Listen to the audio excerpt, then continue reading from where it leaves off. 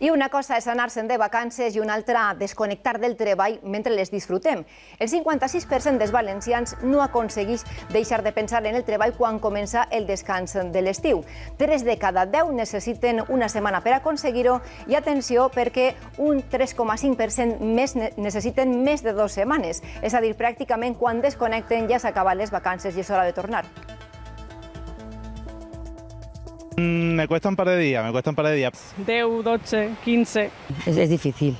No desconnectes mai. Pareix que ja vaig a desconnectar, que ja no penses en el treball, ja toca el dia de tornar a alçar-se i tornar a anar a treballar. Al carrer no hi ha dubtes, desconnectar del treball en vacances no és fàcil. El 56% dels valencians no ho aconsegueix. Entre els motius... Tenim uns nivells d'estrès durant l'any que és complicat baixar. Sempre estàs en el cap donant-li voltes, inclús en la platja. No puc, jo treballo sempre.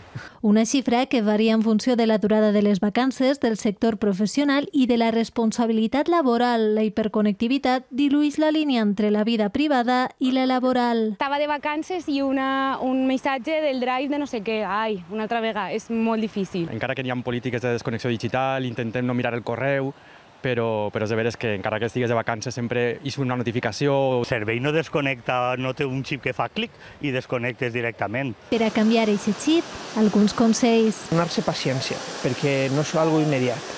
Segon, és necessari desconnectar del telèfon en vacances, perquè això el que farà és que podem estar en el moment present, alliberar-se d'aquest estrès diari. Els experts asseguren que la desconnexió digital incrementa la motivació i el rendiment dels empleats. A peu de platja tenen clara la millor solució. Jo faria falta més vacances com les d'antes, que estaves un mes sencer. No acabas de descansar del todo, no acabas de parar. Un poc de per salut mental. En definitiva, desconnectar per a tornar a connectar.